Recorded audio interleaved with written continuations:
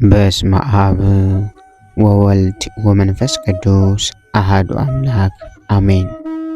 እንኳን በህዳር 13 ቀን ታስበውና ተከብረው ለሚውሉ ለቅዱሳን በዓላት አእላፍ መላእክት 99ኙ ነገደ መላእክት መታሰቢያ በዓላቸው፣ የከበረ ባለጸጋ ቅዱስ አስከናፍር የዕረፍቱ መታሰቢያ በዓል፣ የከበረ አባት ቅዱስ ጢሞቴዎስ ዘንጽና የዕረፍቱ መታሰቢያ በዓል፣ ሊቀ ጳጳሳት ቅዱስ አባት ዘካርያስ የዕረፍቱ መታሰቢያ በዓል በሰላም አደረሳችሁ አደረሰን። አእላፍ መላእክት ወይም 99ኙ ነገደ መላእክት። ህዳር 13 በዚች ቀን የአእላፍ መላእክትን የበዓላቸውን መታሰቢያ እናደርግ ዘንድ የቤተ ክርስቲያን መምህራን አዘዙን። እሊህም ሥጋ የሌላቸው ረቂቃን የሆኑ ለዓለም ሁሉ የሚማልዱ ናቸው። ሄኖክም ስለ እርሳቸው እንዲህ አለ። በሰማይ ያለው ነፍሳት በደመና ውስጥ ለወጡኝ፣ በእሳት ላንቃም ወደ ታነጸ ቤት አደረሱኝ። በዚያም አእላፍ መላእክትን አየሁ። እነርሱም በእሳት ላቦት ላይ የቆሙ፣ ልብሳቸውም እንደ በረዶ ነጭ ነው አለ። ያዕቆብም እንዲህ አለ። ከምድር እስከ ሰማይ የምትደርስ መሰላልን አየሁ። የእግዚአብሔር መላእክት በውስጧ ይወጡ ይወርዱ ነበር። ሁለተኛም ከሶርያ መመለሻው በሆነ ጊዜ የመላእክት ሰራዊትን አየሁ አለ። ሙሴም እንዲህ አለ። እግዚአብሔር አሕዛብን በቦታ እንደለያቸው፣ የአዳምን ልጆች እንደበተናቸው፣ እግዚአብሔርን በሚያገለግሉ መላእክት ቁጥር የአሕዛብን አውራጃዎች እንደወሰናቸው፣ ሁለተኛም እግዚአብሔር ከሲና ተራራ መጥቶ በሴይር ታየኝ፣ ረቂቃን መላእክቶቹም ከእርሱ ጋር ነበሩ አለ። ቅዱስ ዳዊትም እንዲህ አለ። መላእክቱን መንፈስ አገልጋዮቹንም የእሳት ነበልባል የሚያደርግ እሱ ነው አለ። ሁለተኛም የእግዚአብሔር ሰረገላዎች የብዙ ሺህ ናቸው አለ። ኤልሳዕም የእሳት ሰረገሎችና የእሳት ፈረሶች በዙሪያው ቆመው ሲጠብቁት አየ። ዳንኤልም እንዲህ አለ። ዙፋኖችን እስቲዘረጉለት ድረስ ደርሶ አየው። ብሎ የመዋዕለ እግዚአብሔር በላያቸው ተቀመጠ። ልብሱም እንደ በረድ ነጭ ነው፣ የራሱም ጠጉር እንደ ብዝት ነጭ ነው። ዙፋኑም የሚነድ እሳት ነው፣ ሰረገላውም የሚንቦገቦግ ፍም ነው። የእሳትም ጎርፍ በፊቱ ይፈሳል። የብዙ የሆኑ መላእክት ያገለግሉታል። የእልፍ እልፍ መላእክትም በፊቱ ይቆማሉ። በአደባባይም ተቀምጦ መጽሐፍትን ገለጠ አለ። ሉቃስም እንዲህ አለ። ድንገትም ከዚያ መልአክ ጋር ብዙ የሰማይ ሰራዊት መጡ። እግዚአብሔርም ሲያመሰግኑ በሰማይ ለእግዚአብሔር ምስጋና ይሁን፣ በምድር ሰላም ለሰው ልጅ በጎ ፈቃድ እያሉ። ማቴዎስም እንዲህ አለ። መላእክትም ሊያገለግሉት መጡ አለ። ሁለተኛም የሰው ልጅ ቅዱሳን መላእክትን አስከትሎ በጌትነቱ በሚመጣበት ጊዜ ያን ጊዜ በጌትነቱ ዙፋን ላይ ይቀመጣል አለ። ዮሐንስም ጌታችን ከተናገረው ቃል እንዲህ አለ። እውነት እውነት እላችኋለሁ ከእንግዲህ ወዲህ ሰማዮች ሲከፈቱ እግዚአብሔርን መላእክት ወደ ሰው ልጅ ሲወርዱና ሲወጡ ታያላችሁ አላቸው የሚል ነው። ሐዋርያው ይሁዳም እነሆ እግዚአብሔር ይፈርድ ዘንድ አእላፍ የሆኑ ቅዱሳን መላእክቶቹን አስከትሎ ይመጣል አለ። የቤተ ክርስቲያን ሊቃውንትም የማዕረጋቸው ደረጃ ወይም አይነት እንዲህ ብለው ተናገሩ። መላእክት፣ አጋዕዝት፣ ስልጣናት፣ ኃይላት፣ መናብርት፣ መኳንንት፣ ሊቃናት፣ አርባብ፣ ኪሩቤል፣ ሱራፌል ብለው ተናገሩ። በዚህ ዕለት ታስቦና ተከብሮ የሚውለው ሌላው ቅዱስ አባታችን ቅዱስ አስከናፍር ሮማዊ ነው። በዚህችም ቀን 13 ወንበዴዎች ስለ እርሱ በእርሱ ሃይማኖት ከዓለም የተለዩ የከበረ ባለጸጋ አስከናፍር አረፈ። ይህም አስከናፍር ከሮሜ መኳንንት አንዱ ነው። እርሱም ለድሆችና ለምስኪኖች ምጽዋትን የሚሰጥ እንግዶችንና መጻተኞችን የሚቀበል ነው። በዚያም ወራት ያገኙትን ሰው ሁሉ የሚነጥቁና የሚያጠፉ 13 ሽፍቶች ነበሩ። እንግዳ እንደሚቀበል ይልቁንም መነኩሳትን እንደሚወድ የአስከናፍርን ዜና በሰሙ ጊዜ ወደ እርሱ ሄደው በተንኮል ሊገድሉት ዘንድ ገንዘቡንም ሁሉ ሊወስዱ ተማከሩ። ከዚያም በኋላ የምንኩስና ልብስ ለብሰው ከደጅ ቆሙ። ባያቸውም ጊዜ 12 ሐዋርያት እንደሆኑ አንዱ ጌታ ክርስቶስ እንደሆነ አሰበ። ሰገደላቸው። ወደ ቤቱም አስገብቶ ማዕድ አቀረበላቸው። እግራቸውንም አጠበ። 35 ዓመት ሽባ ሆኖ በኖረ ልጁ ላይ ያንን እግራቸውን የታጠቡበትን ውሃ ረጨ። ወዲያውኑ ልጁ ዳነ። እነዚያ ሽፍቶችም የሆነውን ባዩ ጊዜ እጅግ ደነገጡ። እርሱ አስከናፍር ግን አባቶቼ ሆይ ጌታ ክርስቶስ ከእናንተ መካከል የቱ እንደሆነ ንገሩኝ እሰግድለት ዘንድ አላቸው። የአገር ሰዎችም የመኮንኑን ልጅ እንደዳነ በሰሙ ጊዜ ወደ እርሳቸው መጥተው ሰገዱላቸው። እንዲህም አሏቸው፣ የእግዚአብሔር ቅኖች ሆይ ባርኩን፣ በሽተኞቻችንም አድኑልን አሏቸው። ከዚያም በኋላ እሊያ ወንበዴዎች ሾተሎቻቸውን አውጥተው በእርሳቸው ልንገድልህ በወደድንበት እኛን ይገድሉን ዘንድ እሊህን ሾተሎች ውሰዱ አሉ። እግዚአብሔር ባንተ ጽድቅ ይራራልን ባይሆን ባጠፋን ነበር እያሉ። ይህንንም ካሉት በኋላ ተሰናበቱት። ከእርሱም አንዳንድ መስፈሪያ ምስር ለእያንዳንዳቸው ተቀብለው 25 ቀን ያህል በሚያስጉዝ ጎዳና ወደ ምድረ በዳ ተጓዙ። ያንንም ምስር ከአሸዋ ውስጥ በተኑት። ፀሐይ በሚገባም ጊዜ ከአሸዋ ውስጥ ሶስት ምስር ፈልገው ይቀምሳሉ። እንደዚህም እያደረጉ 30 ዓመት ኖሩ። ከዚያም በኋላ ከሃዲ መኮንን በመጣ ጊዜ እርሱ ወዳለበት ሂደው በጌታችን በመድኃኒታችን በኢየሱስ ክርስቶስ ታመኑ። እርሱም ገደላቸውና የሰማዕትነትን አክሊል ተቀበሉ። በዚህ ዕለት ታስቦና ተከብሮ የሚውለው ሌላው ቅዱስ አባታችን ቅዱስ ጢሞቴዎስ ዘእንጽና ነው። በዚች ቀን የሀገረ እንጽና ኤጲስቆጶስ የነበረ አባት ጢሞቴዎስ አረፈ። ይህም ቅዱስ ከታናሽነቱ ጀምሮ ልቡ ንጹሕ የሆነ ጻድቅ ሰው፣ ታላቅ ተጋድሎንም የተጋደለ አባት ነው። የእንጽና ሀገር መኮንንም ለሰዎች የቀናች ሃይማኖትን በማስተማሩና በክብር ባለቤት በጌታችን በመድኃኒታችን በኢየሱስ ክርስቶስ ስላመነ ይዞ ጽኑ ስቃይን ዘመናት አሰቃየው። እስር ቤትም አውጥቶ ጽኑ ስቃይን አሰቃይቶ ወደ እስር ቤት መልሰው ነበር። ከእርሱም ጋር ስለ ሃይማኖት የታሰሩ ብዙዎች ቅዱሳን ሰማዕታት ነበሩ። እሳቸውም በወህኒ ቤት ጥቂቶቹ እስከቀሩ ድረስ የከሃዲ መኮንን ብዙዎቹን አውጥቶ አሰቃይቶ ንጹሕ ደማቸውን በማፍሰስ ፈጃቸው። ከዚህም በኋላ ከሃዲውን ንጉሥ ዲዮቅልጥያኖስን እግዚአብሔር ባጠፋው ጊዜ እግዚአብሔርን የሚወድ ጻድቅ ሰው ቆስጠንጢኖስ ነገሰ። በዚያን ጊዜ ክርስቶስን በመታመን የታሰሩትን ሁሉ ይፈቷቸው ዘንድ መልእክቱን በየሀገሮቹ ሁሉ ደረሰች። የቅዱስ አባት ጢሞቴዎስ ከእስር ቤት በወጣ ጊዜ በሀገረ ስብከቱ ያሉትን መነኩሳቱንና ካህናቱን ሁሉ ሰበሰባቸው። ስለዚያ ስላሰቃየው መኮንን ነፍስ ድህነትንም እግዚአብሔርን እየለመነ ከማታ እስከ ጠዋት ድረስ ፍጹም የሆነ ጸሎትን በማድረግ አደረ። እንዲህም ብሎ ጸለየለት። አቤቱ ይህንን መኮንን ማረው፣ እርሱ ለእኔ ታላላቆች የሆኑ በጎ ነገሮችን አድርጎልኛልና። አቤቱ በአንተ አምኖ ወደ አንተ ይደርስ ዘንድ ምክንያት አድርግለት እያለ ጸለየ። የዚህ አባትም ልብ ከቂም ከበቀል ነፃ በመሆኑ ሰዎችም አደነቁት። ይምረው ዘንድ ነፍሱንም ያድንለት ዘንድ አባ ጢሞቴዎስ ስለ እርሱ ወደ እግዚአብሔር እንደሚለምን ለመኮንኑ ነገሩት። መኮንኑም ሰምቶ እጅግ አደነቀ። እንዲህም አለ፣ እኔ ግን ጽኑ ስቃይን ስላሰቃየሁት እንደሚረግመኝ አስብ ነበር። አሁን እርሱ ግን ስለ እኔ ምሕረት ይለምናል። የእሊህን ክርስቲያን ሃይማኖታቸው በውስጡ የተሰወረው ሰማያዊ የሆነ ምስጢር አለ። ከዚህም በኋላ መኮንኑ ልኮ ይህንን አባት ጢሞቴዎስን አስመጣውና ስለ ክርስትና ሕግ ያስረዳው ዘንድ ለመነው።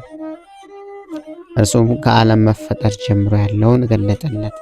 ዳግመኛም የወልደ እግዚአብሔር ሰው የሆነበትን ምክንያት ከብዙ ዓመታትም አስቀድሞ ነቢያት ስለ እርሱ ትንቢት እንደተናገሩ ከእመቤታችን ከቅድስት ድንግል ማርያም የእግዚአብሔር ሰው በመሆኑ ትንቢታቸው እንደተፈጸመ፣ ስለ እኛ መከራ ተቀብሎ ተሰቅሎ ስለመሞቱ፣ ስለ ትንሣኤውና ስለ ዕርገቱ፣ ዳግመኛም ለፍርድ ስለመምጣቱ አስረዳ።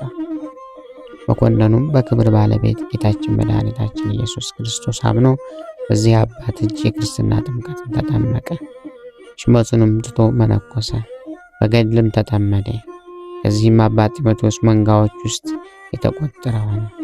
ይህም አባት ጢሞቴዎስ የቀረ ዘመኑን መንጋዎቹን ሁልጊዜ እያስተማረ በቀናች ሃይማኖትም ላይ እያጸናቸው ኑሮ በሰላም በፍቅር አንድነት አረፈ። በዚህ ዕለት ታስቦና ተከብሮ የሚውለው ሌላው ቅዱስ አባታችን ቅዱስ አባት ዘካርያስ ነው። በዚህችም ቀን ለአባቶች ሊቃነ ጳጳሳት 64ኛ የሆነ የእስክንድርያ ሊቀ ጳጳስ ቅዱስ አባት ዘካርያስ አረፈ። ይህም አባት ከእስክንድርያ ሰዎች ወገን በቤተ ክርስቲያን ንብረት ሁሉ ላይ መጋቢነትና ቅስና ተሾሞ እርሱም በተጋድሎ የጸና ንጹሕ ድንግል ነው። በጠባዩም የዋህ ቅን የሆነ በዕድሜውም የሸመገለ ነው። ሊቀ ጳጳሳት አባ ፊላታዎስም ባረፈ ጊዜ ለዚህ ሹመት የሚገባ ሰው ይመርጡ ዘንድ በእግዚአብሔር ምክር ኤጲስቆጶሳት ተሰበሰቡ። እነርሱም ለዚህ ሹመት ስለሚሻል ሰው በወንጌላዊ ማርቆስ ቤተ ክርስቲያን ተሰብስበው እነሆ አንድ ሰው መማለጃ በመስጠት ያለ ኤጲስቆጶሳት ፍቃድ ሊቀ ጵጵስና ይሾሙት ዘንድ ከንጉሡ የመልእክት ደብዳቤ ይዞ እንደመጣ ከእርሱም ጋር ከንጉሥ የተቀበላቸው ጭፍሮች እንዳሉ ሰሙ። ኤጲስቆጶሳቱም የአባቶቻችን የሐዋርያትን ሥርዓት በመተላለፍ መማለጃ በመስጠት ስለሚደረገው የሊቀ ጵጵስና ሹመት አዘኑ። ስለዚህም እርሱ ራሱ የመረጠውን ይሾምላቸው ዘንድ ወደ እግዚአብሔር ተግተው በማዘውተር የሚጸልዩና የሚማልዱ ሆኑ። እነርሱም እግዚአብሔርን እየለመኑ ሳሉ እነሆ ይህ አባት ዘካርያስ ከቤተ ክርስቲያን ጫፍ በመሰላል ሲወርድ ቆምጣጤን የተመላን ሥራ በእጁ ይዞ ነበር። እግሩንም አድጦት ከመሰላሉ ጫፍ እስከታች ወደቀ። እንስራውም እንደያዘ ፈጥኖ ተነሳ። እንስራውም አልተሰበረም፣ ቆምጣጤውም አልፈሰሰም። ኤጲስቆጶሳቱም ይህንን መልእክት ባዩ ጊዜ እጅግ አደነቁ። የአገሩንም ሰዎች ትንሹንም ትልቁንም ስለ እርሱ ጠየቋቸው። እነርሱም ጽድቁንና ትሩፋቱን ተናገሩ። ስለ እርሱም መሾም ሁሉም ተስማምተው ይህንን አባ ዘካርያስን በእስክንድርያ ሀገር ላይ ሊቀ ጵጵስና ሾሙት። ከዚህ በኋላ ብዙ መከራና ሐዘን በላዩ ከግብፅ ንጉሥ እልሃክም ዘንድ ደረሰበት። ይህም ገዢ ማለት ነው። በዚያም ወራት ከአባ መቃርስ ገዳም አንድ መነኩሴ ወደ እርሱ መጥቶ ኤጲስቆጶስነት ሹመኝ አለው። አባ ዘካርያስም ልጅ ሆይ ታገስ፣ አባቶቻችን ሐዋርያት ያዘዙን ሥርዓት አትተላለፍ፣ ነገር ግን ወደ ገዳም ተመልሰ ስለ ነፍስ ድህነት ተጋደል፣ እግዚአብሔርም የፈቀደው ይሁን አለው። ይህንንም በጎ ምክር በሰማ ጊዜ ያ መነኩሴ ተቆጣ። በልቡም ሰይጣን አደረበትና ወደ ግብፅ ንጉሥ ሄዶ በሐሰት ነገር አባ ዘካርያስን ወነጀለው። ንጉሡም የከበረ አባት ዘካርያስን ይዞ አሰረው። ከዚያም በኋላ ተነጣጥቀው ይበሉት ዘንድ ለአንበሶች ጣለው። አንበሶችም ከቶ አልቀረቡትም። ንጉሡም የአንበሶቹን ጠባቂ ተቆጣ፣ ከሊቀ ጳጳሳቱ ጉቦ የተቀበለ መስሎት ነበርና። ከዚህም በኋላ አንበሶቹን አስራባቸውና ሊቀ ጳጳሳቱን የላም ደም ቀብቶ በድጋሜ ለአንበሶች ጣለው። እነርሱም ከቶ አልቀረቡትም። ንጉሡም አደነቀ። ከአንበሶች መካከልም እንደዋሉ ታዘዘ። ከዚህም በኋላ 3 ወር አሰረው። ሁልጊዜም እንዲህ የሚል ሆነ፣ የክርስቲያንን ሃይማኖት ወደ እኛ ሃይማኖት ካልገባ አለበለዚያ እኔ አሰቃይቼ በሰይፍ እገድልሃለሁ ይለው ነበር። ዳግመኛ ለአንበሶች እጥልሃለሁ፣ ዳግመኛ ከእሳት እጨምርሃለሁ ይለዋል። ገበር አባት አባ ዘካርያስ ግን በሃይማኖቱ በመጽናት ምንም አልፈራም። ሁለተኛ ብዙ ቃል ኪዳኖች ገባለት። እንዲህም አለው፣ ትእዛዜን ተቀብለ ወደ ሃይማኖቴ ብትገባ እኔ ብዙ ሀብት እሰጥሃለሁ፣ በሁሉ መሳፍንትም ላይ መስፍን አድርጌ እሾምሃለሁ ይለዋል። ቅዱስ አባት ዘካርያስም በዓለም ላይ ያለ መንግስት ሁሉ ብትሰጠኝም የቀናች ሃይማኖቴን አልለውጥም ብሎ መለሰለት። ከዚህም በኋላ ጥቂት ቀን አስሮ ለቀቀው። ከእስር ቤትም ወጥቶ አባ ዘካርያስ ወደ አስቄጥስ ገዳም ሄደ። ንጉሡንም ስለ መፍራት ከእርሱ ጋር ሄዱ ብዙ ኤጲስቆጶሳት ነበሩ። በሚገዛቸውም ሀገሮች ሁሉ ያሉትን አብያተ ክርስቲያናቱ ሁሉንም እንዳፈርሷቸው ንጉሡ አዞ ነበርና ታላቅ ስቃይንም እያሰቃየ ብዙ ክርስቲያኖችንም ከሃይማኖታቸው አወጣቸው። የክርስቲያንም ወገኖች በዚያ መከራ ውስጥ 9 ዓመት ኖሩ። 9 ዓመትም በኋላ ክብር ይግባውና ጌታችን መድኃኒታችን ኢየሱስ ክርስቶስ ሕዝቡን ይቅር አለ፣ ቁጣውንም መለሰ፣ መከራውንም ሁሉ ከላያቸው አስወገደ። ንጉሱ በሚገዛቸው አገሮች በሁሉ ቦታዎች ላይ አብያተ ክርስቲያናት እንዲታነጹ በእነርሱም የወሰዱትን ገንዘባቸውን ሁሉ የምድራቸውን ጉልት እንዲመልሱላቸው ንጉሱ አዘዘ። ከዚህ በኋላ ሁሉም አብያተ ክርስቲያናት ተሰሩ። ከፊተኛውም እጅግ የተሻሻሉ ነው ዳግመኛ ታነጹ። ይህ አባት ዘካርያስ ብዙዎች አብያተ ክርስቲያናትን ሰራ። ክርስቲያኖችም በአብያተ ክርስቲያኖቻቸው በሚጸልዩና በሚቀድሱ ጊዜ ያለ ስጋት ደወሎቻቸውን እንዲደውሉ ንጉሱ አዘዘ። ክርስቲያኖችም በታላቅ ደስታ የሚኖሩ ሆኑ። የቤተ ክርስቲያን ሕግ ሁሉ የቀና ሆኗልና ይህ አባት አብያተ ክርስቲያናትን እያሰራ የሚሻቸውንም እያሰበ 12 ዓመት ኖረ። በአንዲት ዕለትም በስጋው ለምጽ ያለበት ስሙ መርቆሬዎስ የሚባል ኤጲስቆጶስ ወደ እርሱ መጣ። አባ ዘካርያስም በትሕትና በቅን ልቦና እንዲህ አለው፣ ወንድሜ አባ መርቆሬዎስ ሆይ በአንተ ላይ ስለደረሰ ስለዚህ ደዌ እኔም በጸሎት ይረዳሃለሁ። እግዚአብሔር ሙሴን በፍርድ ውስጥ ለማንም አታዳላ ያለውን አንተ ታውቃለህ። ስለዚህ ይህ የለምጽ ደዌ በላይ ላይ ያለ ክህነት አይገባህም፣ መጽሐፍ ርኩስ ነው ብሎታልና አለው። ኤጲስቆጶሱም አባ መርቆሬዎስ አለቀሰና አባቴ በጸሎት እርዳኝ አለው። ከዚህም በኋላ ከእርሱ ዘንድ ወጥቶ ሄደ። በሀገረ ስብከቱ ወዳለች የእመቤታችን የቅድስት ድንግል ማርያም ቤተክርስቲያን ውስጥ ገባ። ከዚህም ደዌ ታድነው ዘንድ ወደ እርሷ በመጸለይና በመማለድ እያለቀሰ በእመቤታችን ማርያም ስዕል ፊት ቆመ። ከሰኞ ጠዋት ጀምሮ እንዲህ እያደረገ ቀንና ሌሊት እየጸለየና እየጾመ ኖረ። በረቡዕ ዕለትም በዘጠኝ ሰዓት ደግሞት የእመቤታችን የቅድስት ድንግል ማርያም ስዕል ከበላዩ ካለችበት ግድግዳ ላይ ራሱን አስጠግቶ አንቀላፋ። በእንቅልፉም ውስጥ ሳለ የስዕሊቱ እጅ ስጋውን ሲዳስስ አየ። በዚያንም ጊዜ ነቅቶ ስጋውን ከለምጹ ነጽቶ አገኘው። ታላቅ ደስታንም አደረገ። ጌታችን መድኃኒታችን ኢየሱስ ክርስቶስንም አመሰገነው። እመቤታችን ቅድስት ድንግል ማርያምንም አመሰገናት። ረዱም ሲመጣ ና ልጄ ሆይ ስጋዬን እይ፣ እመቤቴ ቅድስት ድንግል ማርያም ከደዌ አንጽታኛለችና አለው። በዚያችን ቤተ ክርስቲያን ውስጥ እግዚአብሔርን እያመሰገነ እስከ ቀዳሚት ሰንበት ድረስ ኖረ። ከዚህ በኋላ ተነስቶ ወደ ሊቀ ጳጳሳት አባ ዘካርያስ ሄደ። በዕለተ እሑድ በቤተ ክርስቲያን ውስጥ እያለ በእርሱ ላይ የሆነውን አስረዳው። እንዲህም አለው፣ ይህ አባት የተደረገልኝ በከበረች ጸሎት ነው። ከበረ አባ ዘካርያስም እንዲህ ብሎ መለሰለት፣ እግዚአብሔር ንጹሕና ቅን የሆነ ልቦናህን ተመልክቶ ልቦናህንና እንባህንም ተቀብሎ ከደዌህ አነጻ። አሁንም ከተቀበልከው ጸጋ እንባረክ ዘንድ ቀድሰ ሥጋውና ደሙን እንድታቀብለን ይገባሃል አለው። ያን ጊዜም መሥዋዕትን ሰርቶ ቀድሶ ሥጋውና ደሙን አቀበላቸው። በቤተ ክርስቲያን ያሉትንም ሁሉ ከእርሱ ቡራኬ ተቀበሉ። ስለዚህ ምክንያትም አደነቁ። ድንቆች ተአምራትንም የሚያደርግ እግዚአብሔርንም አመሰገኑ። ሁለተኛም አንድ ዲያቆን ወደ አባ ዘካርያስ መጥቶ ሰገደለት፣ በፊቱም አለቀሰ። እግሮቹንም እየሳመ እንዲህ አለው፣ አባቴ ሆይ ራራልኝ፣ እኔ ተሳስቼ በኃጢአት ወድቄአለሁና ወደ አሁኑ ሥጋዬ ሁሉ ለምጽ ሆነ አለው። አባ ዘካርያስም ልጅ ሆይ በእግዚአብሔር ፊት በድካም ላይ መጽናት ይቻልሃልን አለው። አሁን አባቴ ሆይ ያዘዝከኝ ሁሉ አደርጋለሁ አለ።